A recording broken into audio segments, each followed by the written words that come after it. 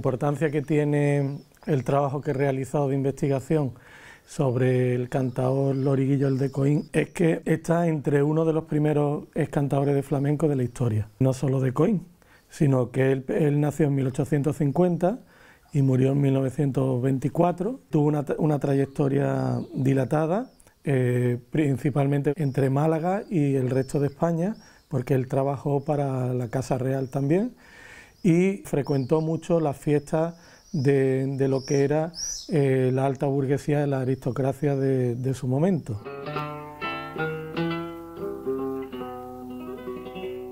Él llega al cante porque desde pequeño está vinculado con los coros de las iglesias de Coín. Entonces desde muy pequeño trabaja cantando en el coro de San Juan. Cuando hice el trabajo había personas que recordaban que sus padres le habían contado de que su voz retumbaba en la iglesia de San Juan porque era una voz muy potente, ¿no? Y se ve que de pequeño que trabajó en la iglesia y aparte que su abuelo materno era arriero. Los arrieros en aquel momento eran transportistas y el transporte se hacían con reatas de mulas, ¿no? Una serie de mulas unidas que llevaban la mercancía. Entonces se ve que todos los arrieros practicaban de alguna forma o de otra el cante. Entonces a él el cante le viene por una parte por el ámbito familiar, de que su madre cantaba, que se sabe que le enseñó a cantar su madre, que su abuelo cantaba y que él en su trabajo como arriero también cantaba, porque desde muy pequeño acompaña a su abuelo en los trayectos de arriería y ahí se ve que cultiva todo lo que son los cantes populares, los cantes que se llaman al libitum, es decir, al aire libre, ¿no?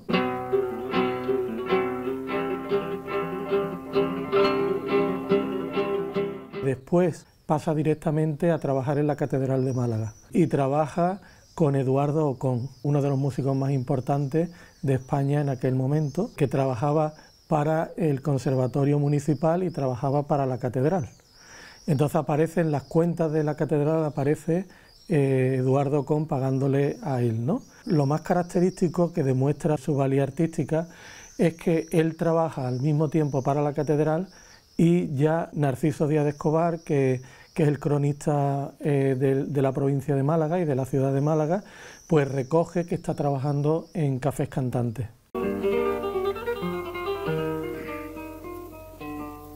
A través de los cafés cantantes conoce a un gran aficionado del flamenco de la época, que es el ministro Francisco Romero y Robledo, que fue ministro de la Gobernación más de 30 años y que había participado en gobiernos monárquicos de Isabel II, después había participado en la monarquía de Amadeo de Saboya, después había participado con cierto carácter republicano en lo que es la Gloriosa y después ya se instala definitivamente en el gobierno de la Restauración liderado por Cánovas del Castillo. Le doy tanta importancia a esta figura porque fue su protector desde muy joven. Y llega un momento que a él le gusta tanto su cante que lo traslada desde Coín a Antequera, porque el ministro que pasa temporadas en Antequera, que tiene fincas muy importantes, un patrimonio muy importante en Antequera, pues ha constituido la Sociedad Azucarera de Antequera. La Sociedad Azucarera de Antequera sacaba el azúcar a partir de la remolacha que se plantaba en todas las vegas de la zona. A él le dan el sobrante de la pulpa de la remolacha y con eso él compra ganado débil y lo engorda y lo vende, ¿no? Entonces lo que se ve es que él tuvo siempre mucha intención a la hora de que compaginó su carrera artística con negocios.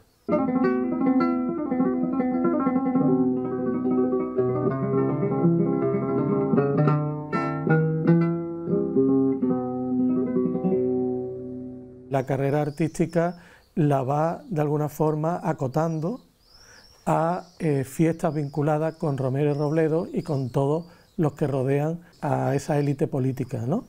Hasta el punto de que Romero y Robledo le presenta al rey Alfonso XII. Tenemos constancia que él trabaja junto con Juan Breva para la Casa Real.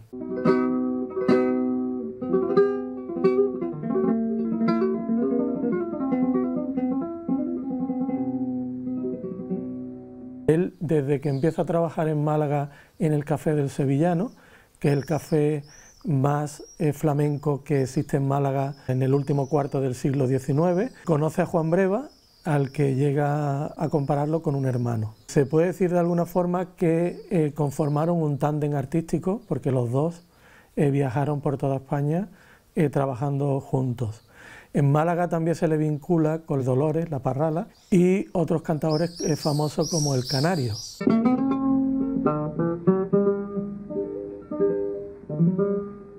Se puede decir que con menos de 30 años, en 1877, ya hay una noticia que aparece en el periódico El Globo de Madrid, que era un periódico que recogía muchas noticias flamencas, y en ese periódico se recoge una noticia que dice que el niño de Coín está cosechando triunfos toda la noche en un establecimiento malagueño y que recibe muchas ovaciones. Entonces ese periódico lo que viene a recoger, manda a la capital una noticia de que hay alguien muy destacado, pero es que tenía 27 años, todavía era muy joven, pero ya con esa edad ya se destaca que está triunfando en Málaga. A partir de esa edad, ya una vez que es conocido en Madrid, ya se supone que la relación con Romero y Robledo ha empezado, y la pronta relación con la Casa Real, porque hay noticias de que él trabaja para la segunda boda de Alfonso XII, que es en 1879, 2 años después de la noticia del Globo. Entonces se puede decir que con menos de 30 años ya ha llegado a la cúspide de lo que puede llegar su carrera artística, porque en aquel momento, estamos hablando del siglo XIX, finales del siglo XIX, los cantadores de flamenco no hacían giras artísticas fuera de España.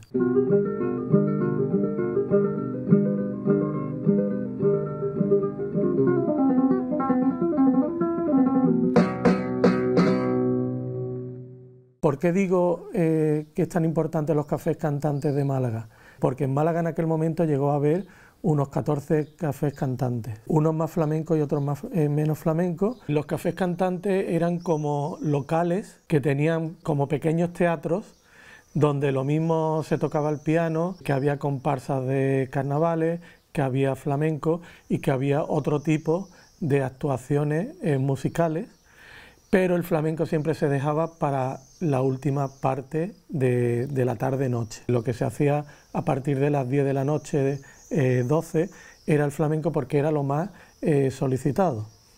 Hay que tener en cuenta que en el momento que estamos hablando, de 1870, 1890, es la época de eclosión del flamenco. Es cuando verdaderamente se constituye como un fenómeno de masa. Y lo sabemos porque se recoge en publicaciones, en libros como La Regenta, o Benito Pérez Galdós lo recogen los grandes literatos de la época.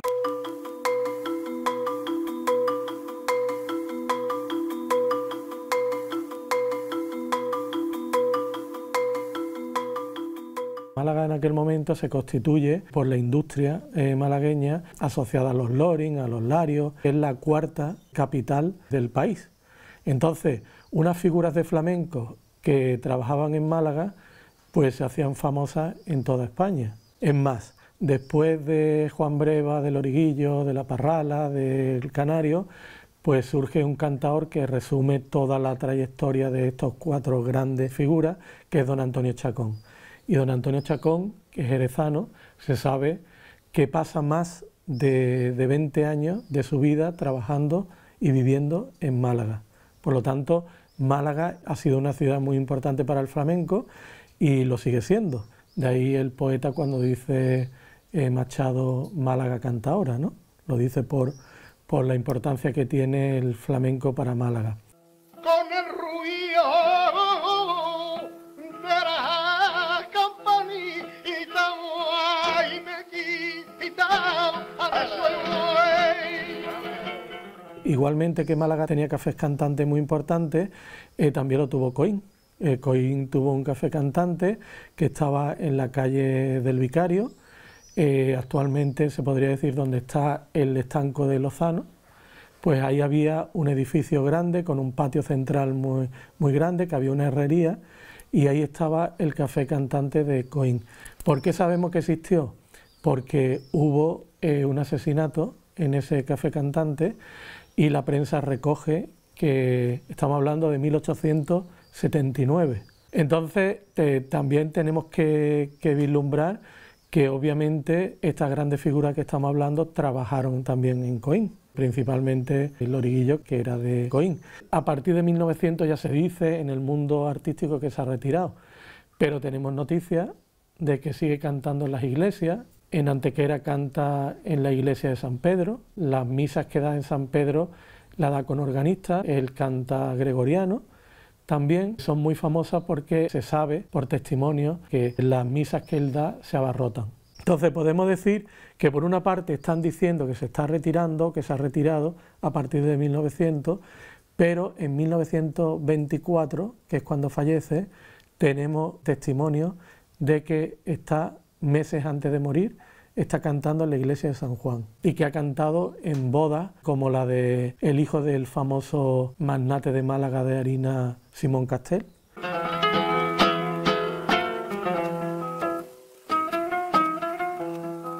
Hay un acontecimiento, quizá el más relevante en la trayectoria artística del Loriguillo, que es la boda de Alfonso XII. Hay constancia de que en la boda de Alfonso XII, dentro de los festejos de esa boda, hubo un concurso por malagueñas. En ese concurso participaron tanto Juan Breva como Loriguillo y parece ser que ganó el concurso Loriguillo.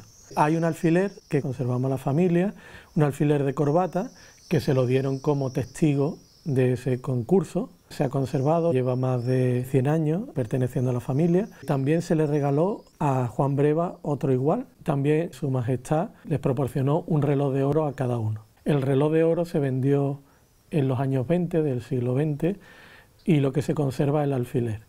Pero hay fotografías del cantaor con el reloj puesto.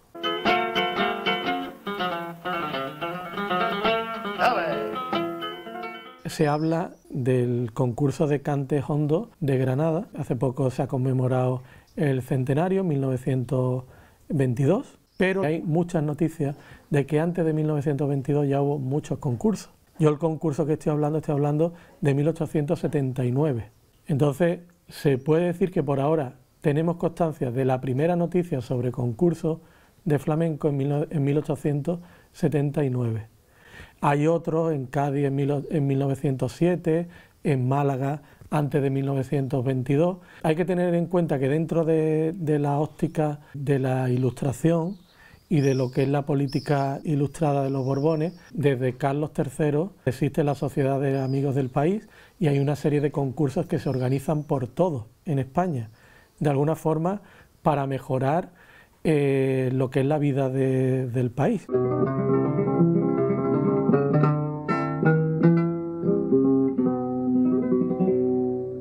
Nos consta que en tiempos de Isabel II ya había eventos flamencos en el Palacio Real. De alguna forma, como he dicho, sería a través de los archivos de la Casa Real como se podría de alguna forma sacar la información que tiene que haber, que existe en torno a estos concursos de flamenco que hubo antes de 1922.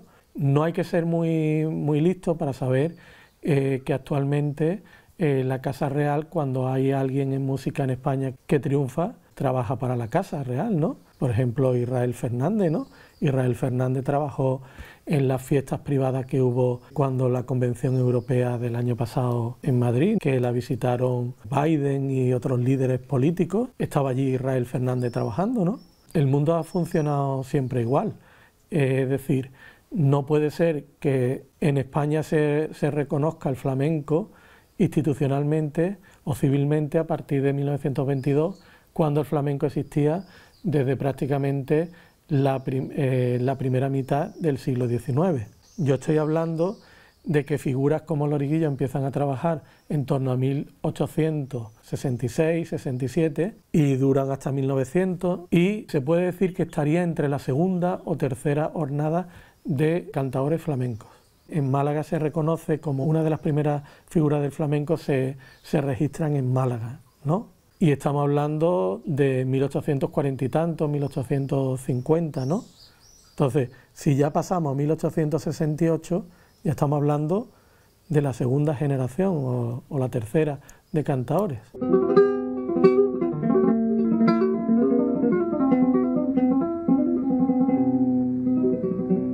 Está registrado y ya está investigado y publicado que el flamenco es una manifestación artística de respuesta a la invasión napoleónica. Entonces, a partir de la salida de los franceses de España, a partir del primer cuarto del siglo XIX, ya empieza a gestarse el flamenco, porque hay que tener en cuenta que España fue invadida por los franceses y que culturalmente había sido ya invadida por la Casa de los Borbones. Dentro de la cultura española existían unas invariantes musicales que a partir de principios del siglo XIX se empiezan a trabajar porque es una contestación del pueblo español a su riqueza musical. Es decir, que no podemos decir que el flamenco haya sido reconocido mundialmente recientemente como patrimonio inmaterial de la humanidad por una labor de 50-60 años, ¿no? La labor viene desde el primer cuarto del siglo XIX, cuando se gesta el flamenco. El flamenco está demostrado que antes del siglo XIX no existía. Es decir, existían cantes populares en los que están basados el flamenco, pero el flamenco surge en los cafés cantantes, y los cafés cantantes no surgen hasta las primeras décadas del siglo XIX. Hasta que no hay un café cantante donde hay un guitarrista que se une con un cantaor y con una bailaora, no existe el flamenco. Cuando llegó el parte a mí, ya de ti no me acordaba. Es verdad que la música popular española o hispana es muy rica, pero ya desde época del Califato de Córdoba, a la corte de Córdoba, se trajeron a uno de los músicos más importantes de Bagdad y se fundó el primer conservatorio de música de Europa, ¿no? Eso ya habla de una riqueza musical instalada muy importante, pero eso no quiere decir que de ahí radique el flamenco. Por eso digo que Loriguillo aprende a cantar en los caminos con su abuelo, previamente en su casa con su madre, pero lo que cantan en los caminos son cantos populares. En los caminos se cantan lo que él cantaba principalmente, fandangos, livianas, malagueñas, granaínas. Se hacen una serie de cantos que son populares, pero esos cantos cuando ya entran dentro del café cantante con la guitarra, con una modulación muy especial del cantaor, es cuando se puede decir que es flamenco. Hasta entonces no. La Virgen de la angustia,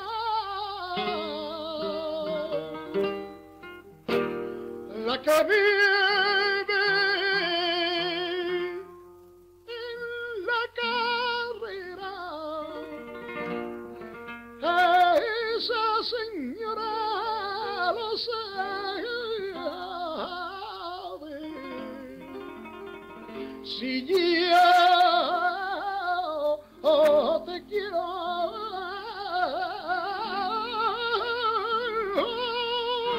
de veras, si yo